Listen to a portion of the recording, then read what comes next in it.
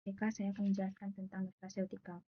Nutraceutikal adalah jenis makanan yang memiliki manfaat untuk kesehatan secara medis, termasuk untuk pencegahan dan pengobatan penyakit, sering disebut sebagai functional food. Istilah ini diperkenalkan pada akhir tahun 1980-an oleh Stephen DeVries sendiri dan Ketua Foundation for Innovation in Medicine. Penelitian nutraceutikal di era post-genomik menunjukkan bahwa konsumsi buah dan sayur melindungi tubuh dari kanker dan penyakit kardiovaskular berkat antioksidan seperti beta-karoten dan asam askorbat. Efektivitas nutraceutikal dipengaruhi oleh 3 faktor, yaitu varian dosis yang dikonsumsi, kompleksitas kimia makanan, genomika fungsional. Pada penemuan reseptor vitamin D oleh Husler dan Norman menjadi contoh penting bagaimana faktor transkripsi mengubah zat makanan menjadi respon biologis. Mikroarray cDNA. Tahapan prosesnya ada persiapan sampel, hibridisasi, scanning dan deteksi sinyal, dan analisis data. Interpretasi hasilnya yaitu rate up regulation, yaitu meningkatkan sampel eksperimental dibanding kontrol.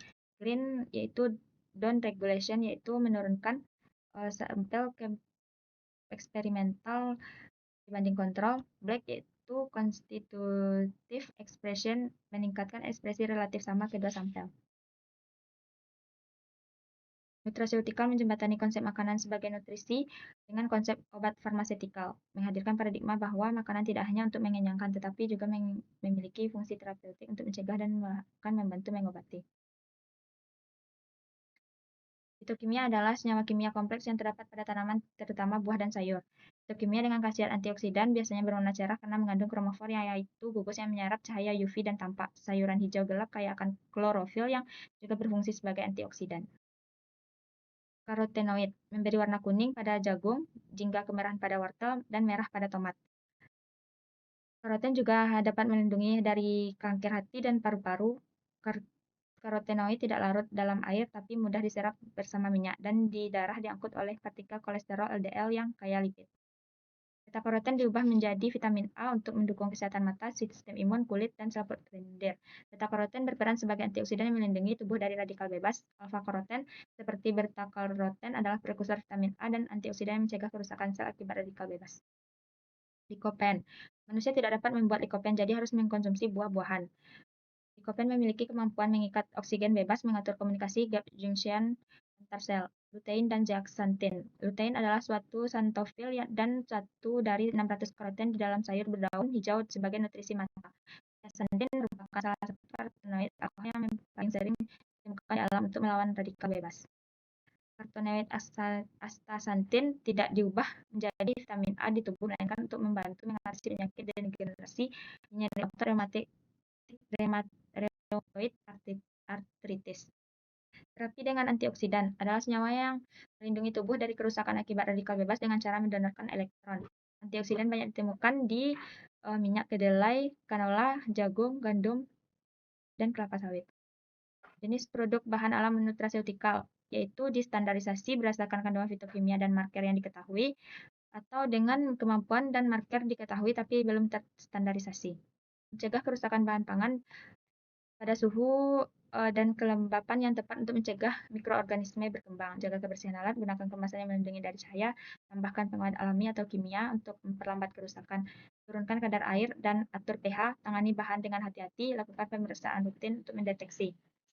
Pengawetan suhu tinggi menggunakan pembunuhan mikroorganisme dan mengaktifkan enzim yang merusak makanan.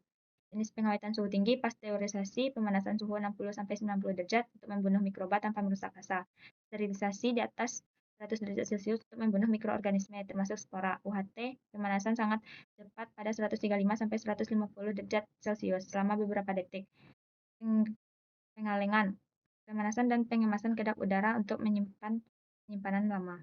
Kelebihan memperpanjang umur simpan, membasmi patogen, menonaktifkan enzim perusak, mempertahankan kandungan gizi. Kekurangan mengubah tekstur rasa dan warna, mengurangi vitamin sensitif panas, memerlukan energi besar, merusak beberapa senyawa radioaktif.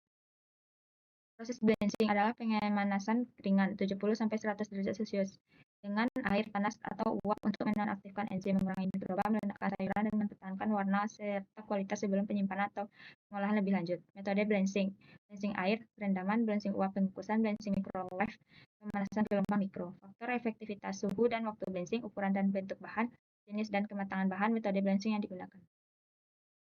Pengawetan kimia, metode mempertahankan bahan makanan atau Spesimen biologis menggunakan senyawa kimia untuk mencegah pembusukan dan pertumbuhan mikroorganisme. Jenis bahan pengawetan kimia yang umum digunakan garam, asam organik, yaitu asam asetat, asam sitrat, asam laktat, asam benzoat, nitrit dan nitrat, sulfit, kalium sorbat. Pengawetan kimia diaplikasikan dalam berbagai proses seperti pengasinan ikan dan daging. Pengeringan. Cara mengawetkan makanan dengan mengurangi kadar air agar mikroorganisme dan enzim tidak aktif. Ini menurunkan aktivitas air dalam bahan. Metode pengeringan alami menggunakan sinar matahari dan angin. Buatan meliputi dengan panas, oven, pengeringan beku, freeze drying, pengeringan semprot, spray drying, dan pengeringan lapisan terfluidisasi, fluidizing, bead drying. Keuntungan memperpanjang masa simpan, mengurangi berat dan volume untuk transportasi, menjaga sebagai besar nutrisi tanpa bahan pengawet kimia. Kerugian rasa bisa berubah, butuh banyak energi, beberapa nutrisi sensitif panas bisa hilang. Terima kasih.